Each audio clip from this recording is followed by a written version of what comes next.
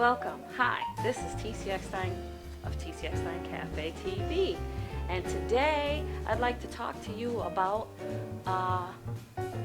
heart disease. Heart disease is the #1 killer among women, and its numbers are staggering in that how much it affects the African American community and people of the Latino community in rural and urban areas. Why, you ask? Well, a lot of things play into factors. Cultural issues, our diets, our economic situations, our finances, what we can afford to eat, what we can't afford to eat, genetics. Did our parents or someone in the family have heart disease or high blood pressure? Well, regardless, it's running rampant and it's attacking a lot of our lives. I myself have been a leading lady of Go Red for Women, spokeswoman and advocate in 2010 for Central Mass, which is near Boston, and this past year, 2016, I won again leading lady Go Red of Massachusetts, Western Massachusetts, and spokeswoman for Massachusetts, which is a great honor, and I'm just looking forward to all that I can do to help out with the American Heart Association in 2017 and being a part of their walkathon and fundraising and educating, and when I perform also having tables set up at different functions to educate others and all that. So remember, February is Heart Month. February 3rd is Wear Red Day. I'm not wearing it today, but I do have my Go Red pin on, the red dress, the little red dress. So you'll be seeing me wearing a lot of red, talking about Go Red, and different PSAs, public service announcements, will be airing on TC Eckstein Cafe TV to let you know all about heart disease and give you some little information here and there. But if you're interested and you need to know more about it, which it never hurts to get more education on it, trust me, I'm a heart disease survivor, and the Heart Association has literally kept me going for a long time. I was told in 2005, when I turned 40, I was diagnosed with cardiomyopathy, which is congestive heart failure. I was told that I had probably a year to live. And my heart was so enlarged, it looked like the Grinch's heart in an x-ray. I was scared to death. It was so life-altering. It changed my whole life around. But listen, I'm still here today, 2017, and I can guarantee you a lot of it had to do with me getting involved with the American Heart Association, and learning how to take care of myself, better myself, do things for myself, talk to my doctors especially, and get out there and give back to the community and educate others as well. It's become my lifelong mission now, and God has opened up so many doors for me because of it, and I'm very proud to do the work that I do for the American Heart Association. I also am active with the Cancer Society, prostate cancer, colon cancer and all that, breast cancer awareness, domestic violence at different periods throughout the year when those things are being talked about and discussed and advocated. I advocate those too. But my #1 is American Heart Association. That's my passion because it's so prevalent, and I've lost many family members, I've lost many loved ones, and so I really speak up for those things. And you'll find that I do get involved in, I'm an activist in a lot of issues too. So heads up about your heart. Take care of yourself, eat right. And if you don't know where to begin, Google it. I'm telling you, Google can give you lots of answers. But for the Heart Association, you want to go to www.heart.org. And we hope to see you there. You share your story, share someone's story, bless someone, and helping vote for them to be a leading lady or something. Make a difference. But whatever you do, get involved. And you can help pass legislation too to get different acts passed into law to help us with this healthcare reform. Because as you know, we have a new president now, and they're talking about making big changes to health coverage. So we need your support in getting involved with that as well. So go on www.heart.org and look for you'rethecure.org. And you can go on there, hit Take Action button, and vote by just filling out a little bit of information with your computer, and you'll be signing papers through the computer, e-signature they call it, and it goes right to your legislature, your local state representatives, and so on and so forth, elected officials, and they will get those letters and petition signatures to get those bills passed. So you can make a difference. Do what you can. www.heart.org. TC Eckstein vocally signing off. God bless you. See you soon.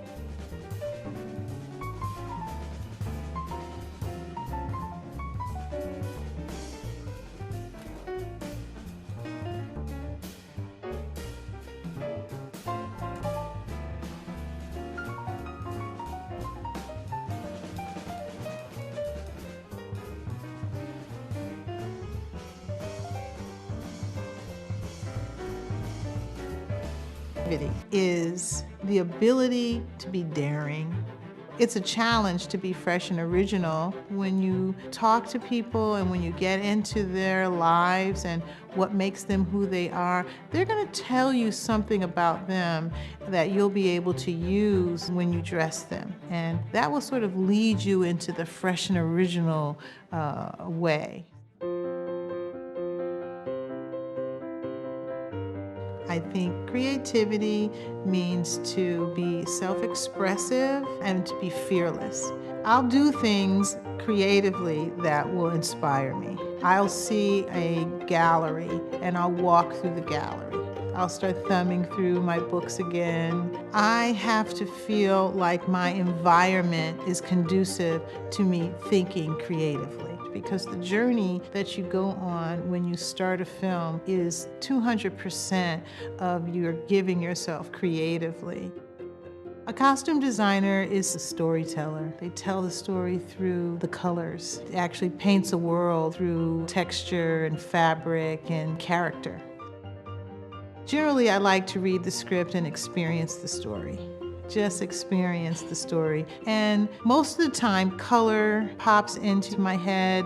I see the palette, whether it's a dark story or a light, happy musical. The second time that I read the script, I actually do focus on the images of each character. And then the next time I read the script, I'm breaking it down in terms of each individual character. It talks about white gloves and small brown hands, black patent leather shoes and spirited feet.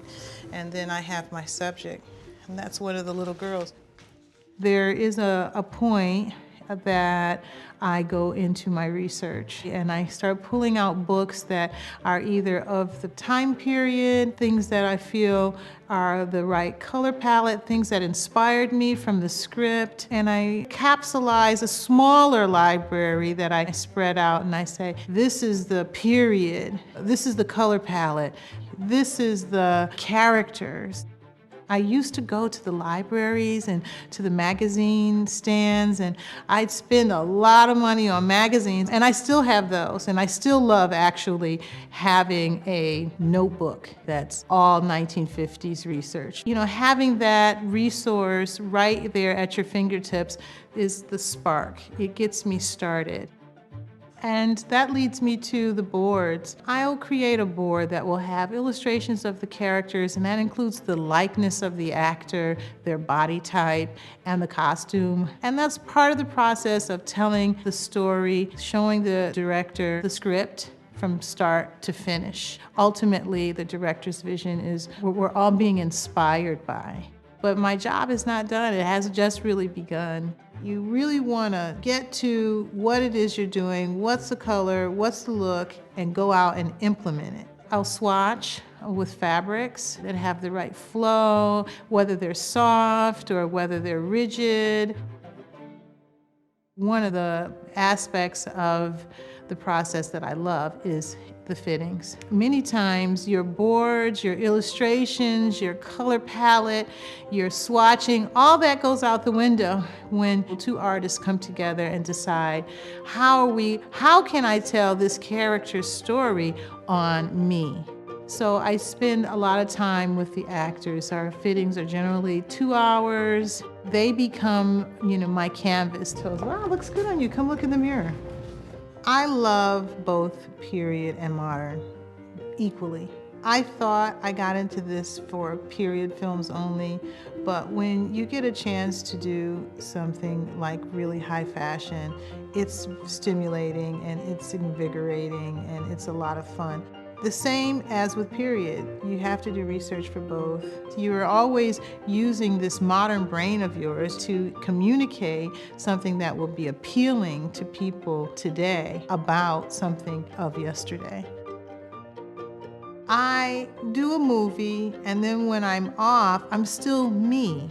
The creative energy is always there. I'm being influenced by things all the time. What relaxes me in between is painting, because understanding how colors work together, understanding color palette is a big part of what I do. So if I'm not working, I'm creating something. It's important to me, like being outside in the fresh air.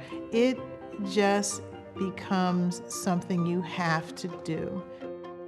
I enjoy collaborating and coming up with ideas with other artists. That's what costume design is to me. You get to sort of sit back and see the fruits of your labor. That's why I love being a costume designer. I truly can't see myself doing anything else.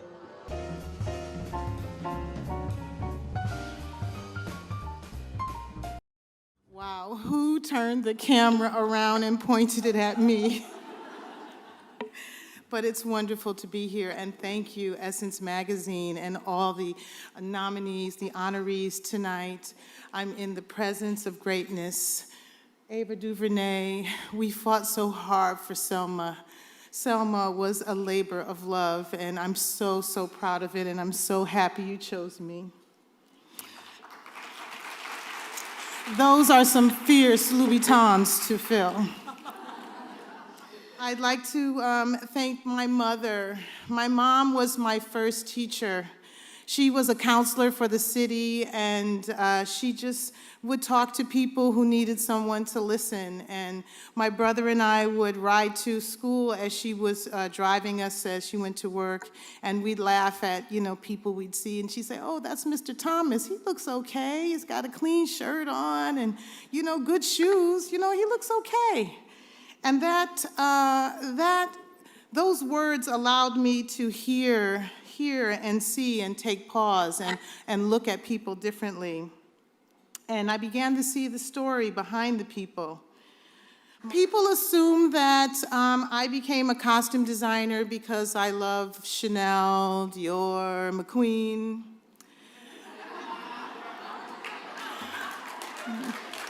But instead, it was Lorraine Hansberry and Langston Hughes and James Baldwin, Nikki Giovanni, Maya Angelou, and Sonia Sanchez. Those were my designers. These playwrights and poets ignited my creative spirit with their rich stories that showed that being a visionary is being artistic and visual and inspired. It's realizing the presence of your power. To the actors who stood beautifully in the mirror and shared the power of their presence, thank you. Thank you to Ruby Dee as Mother Sister, Esther Roll as Aunt Sarah, Whitney as Emma, Lorraine Toussaint as Amelia Boynton. Thank you to Halle Berry as Vivian in Jungle Fever, as Niecy and Babs, and Frankie as is in Frankie and Alice. Thank you, Oprah, as the butler's wife, Gloria, and activist Annie Lee Cooper. Carmen Ejogo as Sparkle and Coretta Scott King. And thank you to Angela Bassett as Stella, as Betty Shabazz, and as Tina Turner. Can you feel the power of our presence? Thank you for allowing my vision to harmonize with yours, bringing to life such powerful characters, some of whom have changed the world. On the set of Lee Daniels' The Butler, Oprah was getting ready to perform a scene in the Louisiana countryside. She was wearing the 80s multicolored tracksuit we all know so well. We were feeling inspired, and she says to me, art is prayer. It's God expressing himself through you. Oprah, little did you know that was an aha moment for me. I have been seeking a deeper spiritual practice my whole life, and didn't realize I was already doing it.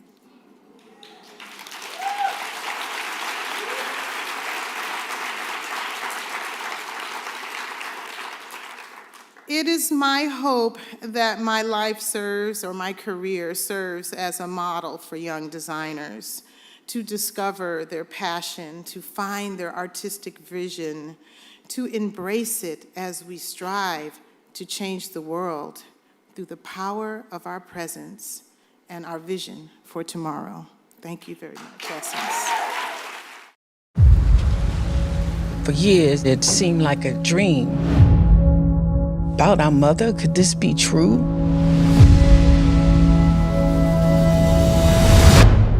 What you don't understand is, we didn't know nothing about nothing. Scientists had been trying to get cells to grow outside of the human body, but they would always die. Until Henrietta's cells came along. I want to write a book about your mother. Go healer, that's my mother. Hope I don't regret this. Everyone's saying Henrietta Lacks donated themselves. She didn't donate nothing. They took them and didn't ask. The hospital is guilty, and somebody's going to pay. God wanna have a disease cure, he provide one for himself. I don't know, Rebecca. I'm not doing anything behind your back. Henrietta helped develop the AIDS cocktail, chemotherapy treatments.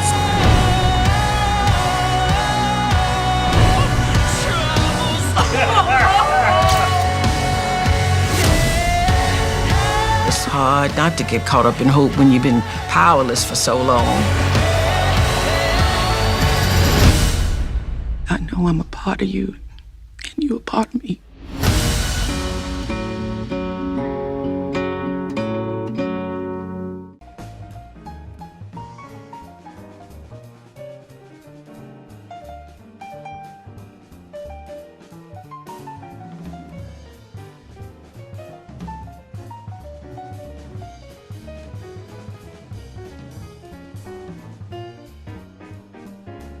Ruth Carter has worked as a costume designer for more than 25 years. She's designed the wardrobe for films such as Malcolm X, Amistad, Lee Daniels' The Butler, Selma, and many more. She began making bold moves early on in college. Costume design for me is, I feel, like a amalgamation of everything that I've ever done my whole life. I started when I met Spike Lee in 1986, and Robbie Reed, who's a casting director in the industry, brought him to see this show that I had given my time to, and I was a costume designer.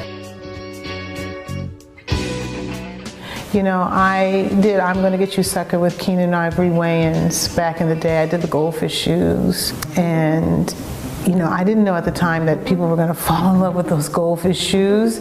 I made those goldfish shoes in my apartment. You couldn't even walk in those shoes. We had to keep filling them with water, putting the goldfish back in them. We can see some of Ruth's recent costume design in Selma, a film that depicts Dr. Martin Luther King Jr.'s struggles throughout the civil rights marches of Selma, Alabama. Oprah was the first one I did, and she needed to see what her character was gonna look like. I didn't want her to be the same person from The Butler. So I really worked hard on finding people from the real 60s Southern landscape from Selma. I took a picture of it with my phone and I texted to her and I said, here she is. And she responded back, yes ma'am.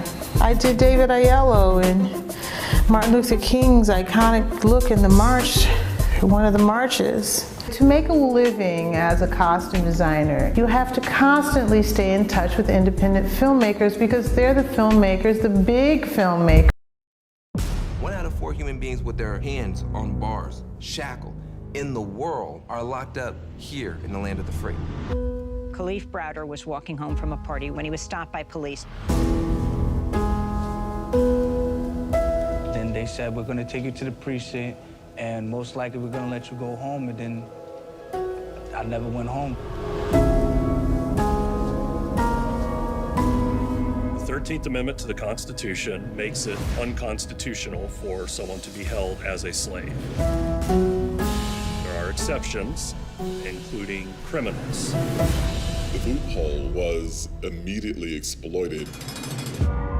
What you got after that was a rapid transition to a mythology of black criminality. Some people got the real problem. Animals, beasts that needed to be controlled. You better believe it. I'm only human. It became virtually impossible for a politician to run and appear soft on crime. The kinds of kids that are called super predators. Millions of dollars will be allocated for prison and jail facilities. 3 strikes and you are out. It was an enormous burden on the black community, but it also violated a sense of core fairness. Some people got the real problem. States were required to keep these prisons filled, even if nobody was committing a crime. It's so difficult to talk about mass incarceration because it has become heavily monetized. I'm only human. The focus is on taking people from prison, putting them in community corrections, parole and probation. How much progress is it really if now there's a private company making money off the GPS monitor? We now have more African Americans under criminal supervision than all the slaves back in the 1850s. I'm only human. We are the products of the history that our ancestors chose. Products of that set of choices that we have to understand in order to escape from it. We should go looking somewhere high.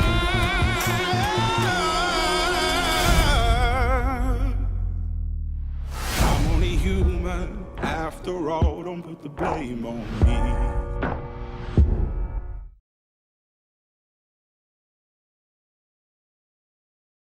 Here's of tomorrow.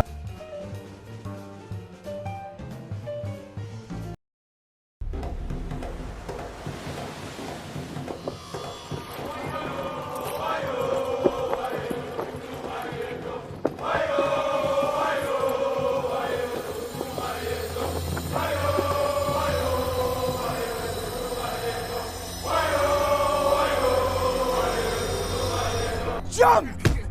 Jump! I own this property, boy, and everything on it. There is no South without slavery. But God is my witness. I say you, even if he part you tomorrow, your love, it will never die. A name is who you is. My daddy took whippings night and day to protect his name. Speak to me, Lord! Speak to me, Lord! Your name is your spirit. Your name is your shield. I'm Kunta Kinte.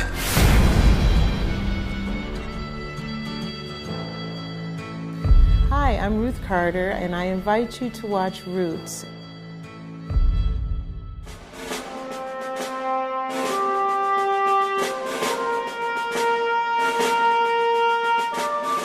And I hope by the end of the 4-night event that whoever experiences it realize the presence and the power of the women. Of the women. And this woman. And of this woman in particular. And I think it in many ways mirrors the importance and the presence of African American women in our community and in our families. No question.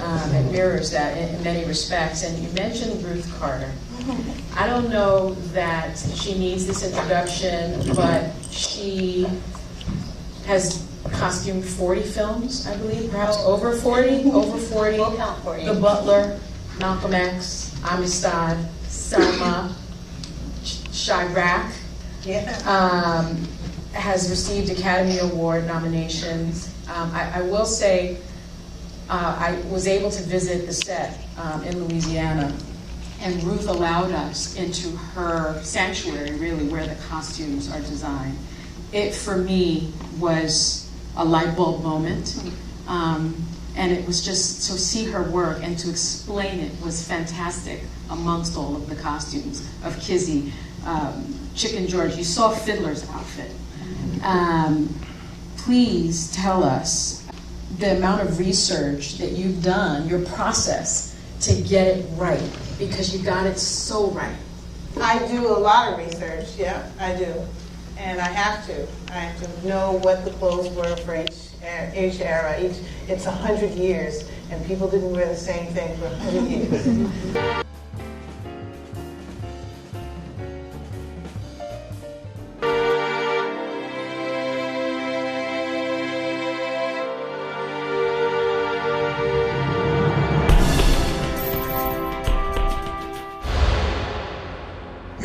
is your spirit. Your name is your shield.